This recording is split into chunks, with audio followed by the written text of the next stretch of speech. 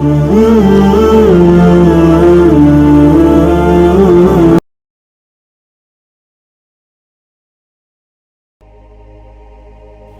হুযায়ফা রাদিয়াল্লাহু তাআলা আনহু বলেন, সর্বপ্রথম তোমরা তোমাদের দিন থেকে যা হারিয়ে বসবে তা হবে নামাজের মধ্যে একনিষ্ঠতা, আর সর্বশেষ যা তোমরা হারাবে তা হচ্ছে নামাজ।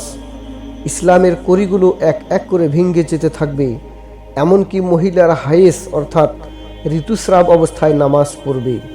তোমরা তোমাদের পূর্ববর্তী লাআনতপ্রাপ্ত জাতিদের হুবহু কদম বকদম অনুসরণ করবে। তোমরা তাদের পথ ছাড়বে না আর তারাও তোমাদের ছাড়বে না। শেষ পর্যন্ত মানুষ বহু দলে বিভক্ত হয়ে যাবে। তন্মধ্যে দুটি দলের অবস্থা হবে এই, এক দল বলবে নামাজ 5 ওয়াক্ত কোত্থেকে আসলো, বরং আল্লাহ বলেছেন তোমরা দিনের কিছু অংশে এবং রাতের 1 ভাগে নামাজ আদায় করো, সুতরাং নামাজ 3 ওয়াক্ত পড়তে হবে। আরেক দল বলবে মুমিনদের ঈমান ফেরেশতাদের ঈমানের ন্যায়, আমাদের মধ্যে কোনো কাফের মুনাফিক নেই।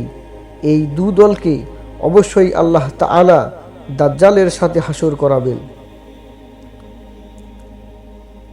হযরত হুযায়ফা ইবনুল ইয়ামান রাদিয়াল্লাহু তাআলা আনহু থেকে বর্ণিত, তিনি বলেন, আমি উম্মতে মুহাম্মদীর মধ্যে 2টি জাহান্নামী দলকে ভালো করেই চিনি।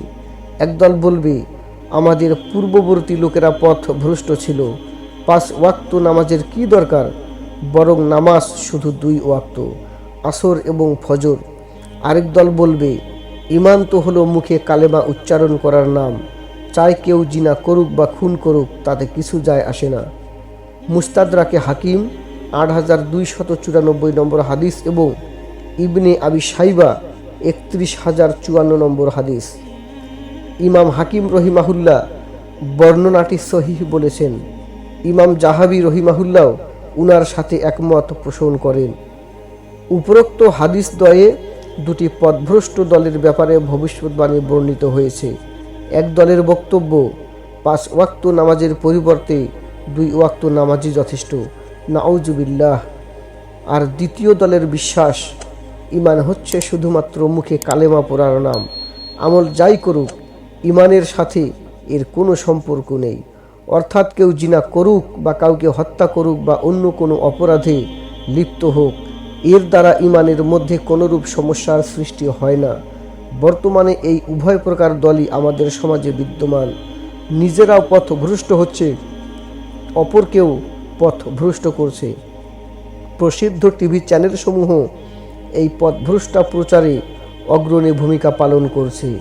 পথভ্রষ্ট এ দল দুটি প্রাচ্যের লোকদেরকে মুসলমানদের মধ্যে গ্রহণযোগ্য করে তুলছে। ভালো করেই জেনে রাখুন, এই সমস্ত লোকেরা জাহান্নামের ইন্ধন হবে। সমস্ত মুসলমানদেরকে পথভ্রষ্ট দল দুটি থেকে সদা সজাগ থাকা চাই। দ্বিতীয় দলটির নিদর্শনও মুসলমানদের মধ্যে আস্তে আস্তে ভেসে উঠতে শুরু করেছে। মানুষের ধারণাও গুমরাহির দিকে ধাবিত হচ্ছে যে মুসলমান যা চায় করুক, এর দ্বারা সে ঈমান থেকে বের হবে না, যদিও সে এমন গুনাহে লিপ্ত হয় যার মাধ্যমে ঈমান থেকে বের হয়ে যাবার কথা পরিষ্কারভাবে হাদিসে উল্লেখ রয়েছে। এই ব্যাপারে উম্মতের জ্ঞানী ব্যক্তিবর্গ সবিস্তারে বর্ণনা করেছেন কোন কোন কাজে লিপ্ত হলে একজন মুসলমান ঈমানের গণ্ডি থেকে বের হয়ে যায়। পাশাপাশি এই ব্যাপারে পূর্ববর্তী পরবর্তী সকল ফুকাহায়ে কেরামের ফতোয়াও বিদ্যমান। যেমন মুসলমানদের মোকাবেলায় কাফেরদেরকে বন্ধু হিসেবে গ্রহণ করা, মুসলমানদের বিরুদ্ধে কাফেরদেরকে কোনোরূপ সাহায্য সহযোগিতা করা, ইসলামের মৌলিক বিষয়াদি নিয়ে ঠাট্টা করা, এই সব কাজে লিপ্ত হওয়া সত্ত্বেও মানুষেরা এদেরকে মুসলমানই মনে করে থাকে। যা মন চায় করুক, তাতে কিছু যায় আসে না।